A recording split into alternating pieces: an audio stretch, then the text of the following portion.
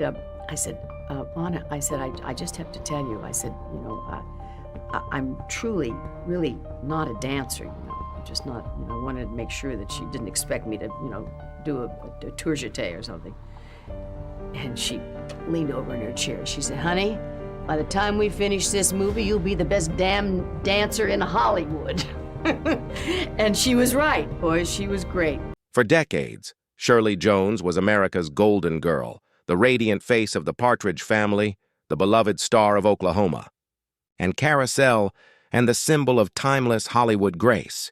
But behind that dazzling smile and angelic voice was a woman quietly enduring heartbreak, betrayal, and emotional chaos that the public never saw. At 92, Shirley Jones is finally pulling back the curtain on her long and complicated marriage to actor Jack Cassidy, a relationship that was as intoxicating as it was destructive. To the outside world, they seemed like Hollywood's dream couple, two beautiful, talented stars who lit up every room they entered. But what fans didn't know was that behind closed doors, their marriage was a storm of jealousy, infidelity, and emotional torment.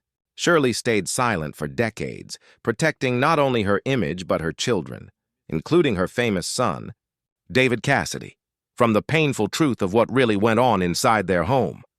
Now, with nearly a century of wisdom and the courage that only time can bring, Shirley is ready to share what truly happened, the love that once burned bright, the betrayal that left scars, and the strength it took to survive it all. Because while the world saw her as the perfect wife and mother, Shirley Jones was fighting a battle no one could see, a battle against the man she loved, the man who both made and nearly destroyed her. And for the first time, she's telling her story without fear or filters. What she reveals about her. Marriage to Jack Cassidy will forever change how the world remembers both of them. When Shirley Jones first met Jack Cassidy in the 1950s, she was a rising star, beautiful, fresh-faced, and full of Midwestern innocence. Jack, on the other hand, was everything Shirley wasn't, confident, worldly, and dangerously charming. He was a Broadway actor with a magnetic personality, the kind of man who could light up a room simply by walking into it. To young Shirley, he seemed like the embodiment of excitement and sophistication, and she fell for him almost instantly. Their chemistry was undeniable. On stage and off, they sparkled together. Friends described them as the perfect match, the sweet ingenue and the charismatic leading man. In 1956, they married in a lavish ceremony that seemed straight out of a Hollywood romance. To the public, it was the stuff of dreams. They were beautiful, talented, and madly in love, the picture-perfect couple that fans adored. But almost from the start, cracks began to show. Jack was charming, yes, but he was also unpredictable, deeply insecure, and consumed by ego. Shirley later admitted that even on their honeymoon, she began to sense that something wasn't right. He was thrilling, she once said, but there was a darkness in him that scared me. Jack's career never reached the same heights as Shirley's. While she became a beloved Hollywood star, winning an Oscar for Elmer Gantry in 1961, Jack's career plateaued. That imbalance became a constant source of tension. He resented her success, even as he publicly celebrated it. At home, jealousy turned into arguments, and arguments often turned into silence. Behind closed doors, Shirley endured what she now calls a marriage built on passion and pain. Jack was known for his charm, but he also had a volatile temper. He could be affectionate one moment and cruel the next. Shirley later revealed that he was unfaithful, not once, but repeatedly. His affairs, often with younger women and sometimes even with men, were Hollywood's worst-kept secret. He was a man who needed constant attention, Shirley once said quietly. And no matter how much love I gave him, it was never enough. Despite the pain, Shirley stayed. Part of it was love. She truly adored Jack, but another part was fear. Divorce in the 1960s carried stigma, especially for a public figure with a family. And then there were the children. Their sons, Sean, Patrick, and Ryan, looked up to Jack, and Shirley didn't want to shatter their image of him. I wanted them to see their father as a hero, she explained years later, even if it meant hiding the truth. Still, there were moments of tenderness that made her believe things could get better. Jack had a magnetic way of apologizing, with charm, poetry, and passion. He'd sweep her off her feet all over again, promising to change, to do better. But the pattern always repeated. As Shirley's career soared, starring in family-friendly hits like The Music Man and The Partridge Family, her personal life became increasingly complicated. She played America's ideal mother on screen, but in reality she was barely holding her marriage together. In her later interviews, Shirley admitted that she was living two lives. One was bright and filled with laughter for the cameras. The other was dark and silent, filled with tears she hid from her children. "I became so good at pretending," she said. "I could smile through anything." What Shirley didn't know then was that the turbulence in her marriage would eventually lead her to a breaking point, one that would force her to choose between saving her husband or saving herself. The fairy tale was beginning to crumble, and beneath the glittering surface of fame, Shirley Jones was about to discover just how heavy love can become when it's built on illusion. As the years passed, the charm that first drew Shirley Jones to Jack Cassidy began to twist into something darker. What had once felt exciting now felt dangerous. Jack's moods were unpredictable, his temper sharp, and his ego fragile. To the outside world, he was the suave leading man, handsome, witty, and adored by women. But at home, he was battling inner demons that would slowly tear their marriage apart. Jack was a man of extremes. He could be intoxicatingly romantic one moment, then cruelly dismissive the next. Shirley once described living with him as walking on a tightrope, never knowing which Jack would come home. Behind that confident smile, Jack was fighting with alcoholism, insecurity, and the crushing pressure of living in Shirley's shadow. Her success only deepened his resentment. While Shirley was winning Oscars and becoming a beloved television icon, Jack's career began to fade. The spotlight that once loved him seemed to turn cold, and he couldn't handle the rejection. He wanted to be the star, Shirley later revealed. And when he realized he wasn't, he took it out on everyone around him, especially me. The more his professional frustrations grew, the more reckless Jack became. He drank heavily, spent recklessly, and indulged in affairs that he made little effort to hide. Shirley knew about them all. Some even made headlines, but she kept her silence. "I thought I could fix him," she said years later. "I thought love could save him." But love can't cure what someone refuses to face. Jack's behavior became increasingly erratic. He would disappear for days, then return with grand apologies and lavish gifts, promising to change. Shirley, torn between loyalty and exhaustion, often forgave him. Her friends begged her to leave, but she couldn't. She still saw glimpses of the man she fell in love with, the man who once recited poetry to her under the stars. But behind the apologies were deeper wounds. Jack was not just unfaithful. He was unfaithful in ways that shocked Shirley to her core. Years later, she revealed that Jack had affairs with both women and men, something that was taboo at the time. It shattered her emotionally, not because of his orientation, but because of his dishonesty. "He needed attention from everyone," she said softly, "and I realized I was married to someone who couldn't love himself, let alone me." There were nights when Jack's drinking turned violent, not always physically, but emotionally. His words could cut deep. "He could destroy me with a sentence," Shirley admitted. "He knew my weaknesses and used them when he felt powerless." Despite her strength, Shirley carried that pain silently, protecting her children from seeing the chaos that unfolded behind closed doors. Her son, David Cassidy, who would later find fame in the Partridge Family alongside her, once confessed that his father's temper haunted him. "My dad was brilliant," David said in a 2011 interview. "But he was also self-destructive. He loved my mom, but he couldn't stop sabotaging everything good in his life." Still, Shirley refused to speak ill of Jack while he was alive. Her Catholic upbringing and deep sense of loyalty kept her anchored, even when the marriage was clearly crumbling. "I didn't want to destroy him," she said. "He was already doing that himself." By the early 1970s, their relationship was hanging by a thread. The laughter that once filled their home was replaced by arguments and long silences. The man Shirley once called her soulmate had become a stranger, and deep down, she began to realize that saving Jack meant losing herself. It was a realization that terrified her, but also planted the first seed of freedom, because for all her patience and forgiveness, Shirley Jones was about to learn that sometimes the only way to survive a great love is to let it go. By the mid-1970s, Shirley Jones could no longer hide behind the illusion of a perfect marriage. The glamorous couple that once graced magazine covers had become strangers living under the same roof, bound only by history and heartbreak. Shirley had reached her limit, emotionally, spiritually, and physically.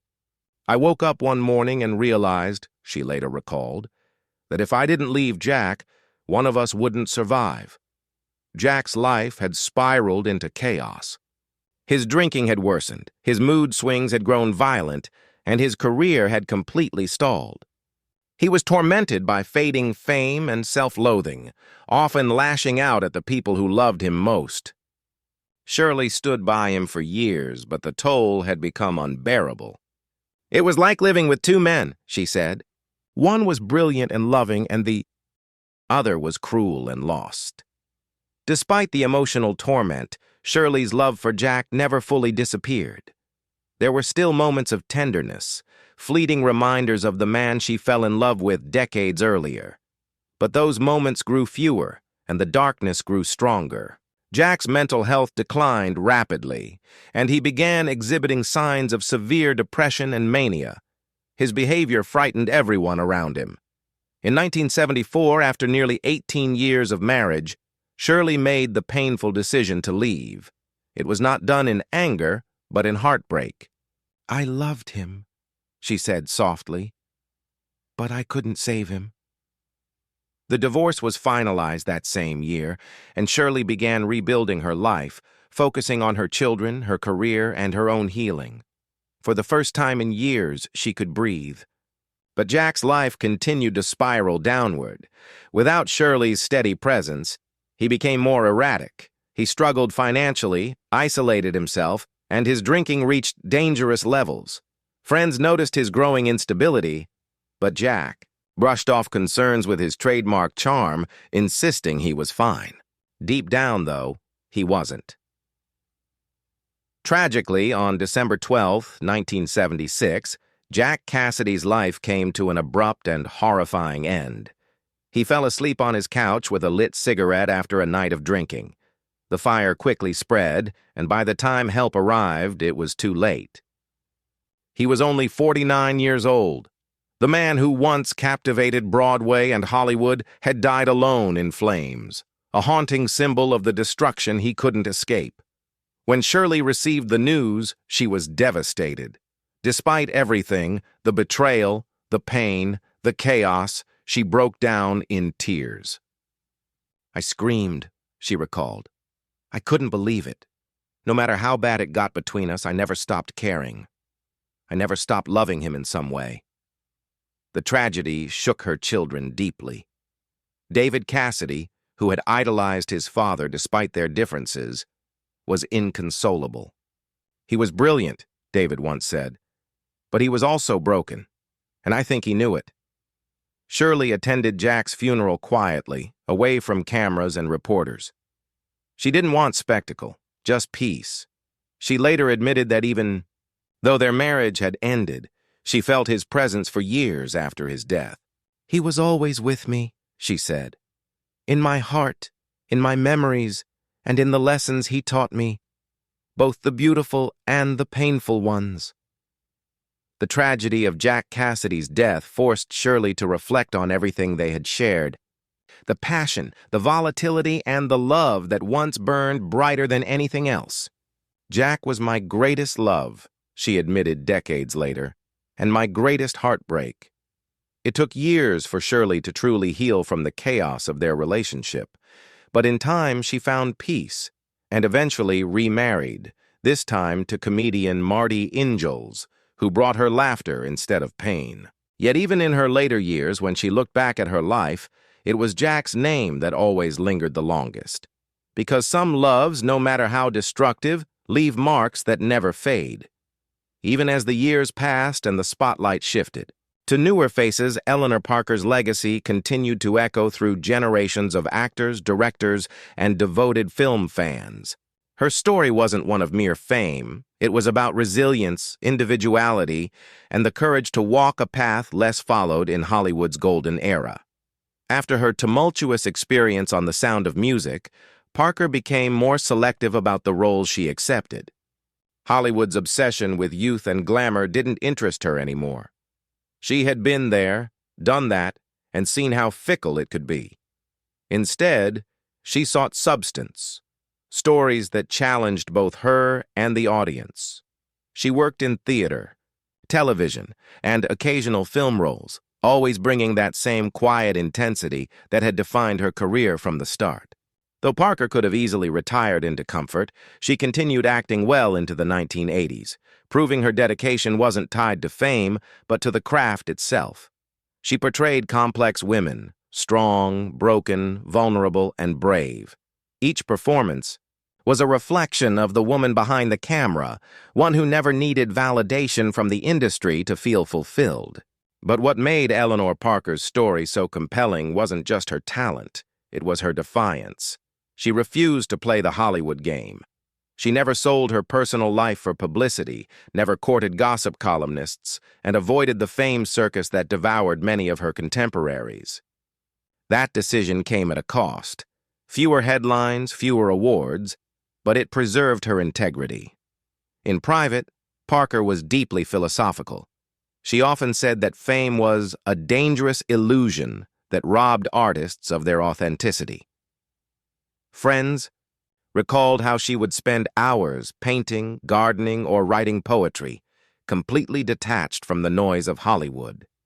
Her home was filled with art, books, and music, a sanctuary far removed from the red carpets and flashing cameras. When The Sound of Music became one of the most beloved films of all time, Parker rarely spoke about it. She never publicly attacked the production, but she didn't hide her discomfort either. In rare interviews, she hinted that the film's overly sanitized portrayal of life didn't align with her own views of art and humanity. Yet, despite her mixed feelings, she respected its cultural impact. "The film made people happy," she once said. That's something worth acknowledging. By the 1990s, Parker had quietly stepped away from acting, living a peaceful life surrounded by her children and grandchildren. She looked back on her career with gratitude, even for the struggles. To her, every setback had been a lesson in self-worth.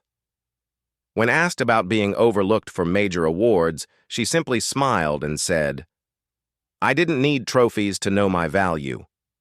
Her passing in 2013 at the age of 91 marked the end of an era, but not the end of her influence.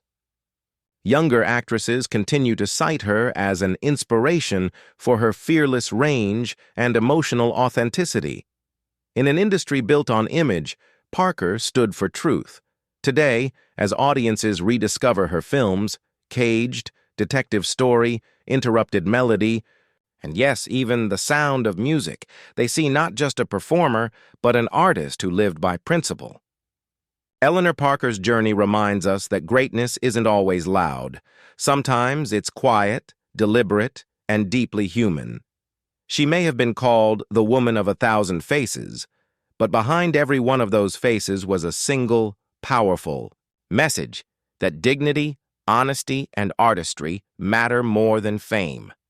And that's why, decades later, Eleanor Parker's voice still resonates, not just through her films, but through the ideals she embodied. She wasn't merely an actress. She was a symbol of what Hollywood could be when integrity leads the way.